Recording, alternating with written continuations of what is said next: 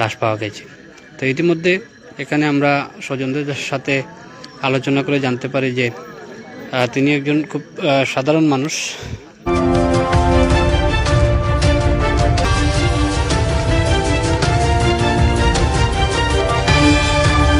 কুলাউড়ায় নিখোঁজ দিনমজুরের মরদেহ উদ্ধার। মৌলভীবাজারের কুলাউড়া উপজেলায় নিখোঁজের একদিন পর রিপন মিয়া ৩৫ নামে এক দিনমজুরের মরদেহ উদ্ধার করেছে পুলিশ। আজ বুধবার এলাকা থেকে তার মরদেহ উদ্ধার করা হয়। নিহত রিপন মিয়া স্থানীয় এলাকার বাসিন্দা বলে জানা গেছে। তিনি পেশায় একজন দিনমজুর ছিলেন।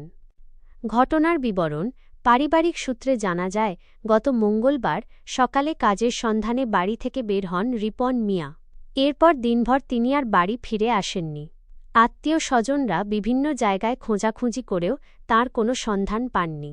আজ সকালে স্থানীয় লোকজন রাস্তার পাশে বিলে তাঁর মরদেহ পড়ে থাকতে দেখে পুলিশে খবর দেয়।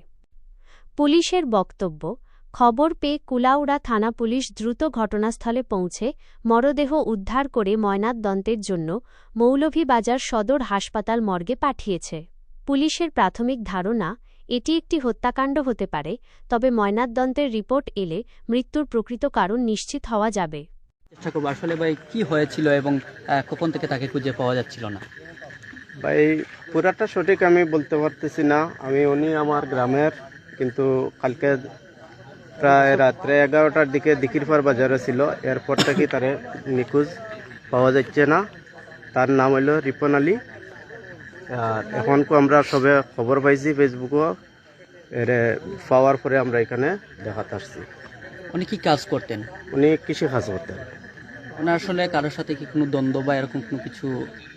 যে ওর সাথে কোনো দ্বন্দ্ব আমরা কেউ কোনো পাইতেছি না, অথবা কোনো ঝগড়া বিবাদও পাইতেছি না। কোনো আলামত আমরা এখন পর্যন্ত পাইতেছি না। আপনাদের দাবিটা কি? আমাদের দাবি তো ওরা যারা কোন করছে মারছে, ওরা সুস্থ বিচার চাই আমরা আইনতভাবে। আপনার নামটা কি এবং আপনি আসলে ওনার কি হন? উনি আমাদের পাশে গ্রামের, তবে উনি আমার বাগনা সম্পর্কে পড়ে। আমার নাম মোহাম্মদ সায়েদ আলী।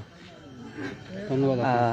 দর্শক, আমরা আসলে ওনার পাশের বাড়িরই একজন ভাইয়ের সাথে আমরা কথা বলেছি। তিনি জানিয়েছেন যে আসলে যেই কোনো কারোর সাথে কোনো দ্বন্দ্ব নেই, তারপরেও এখানে এই যুবক 27 বছরের যে যুবক, তিনি আজকে একটি লাশের মতো লাশ হয়ে তিনি পড়ে রয়েছেন একটি ঝোপঝাড়ের মধ্যেই, ঠিক মনোনদীর নদীর ঠিক পাশেই রয়েছেন।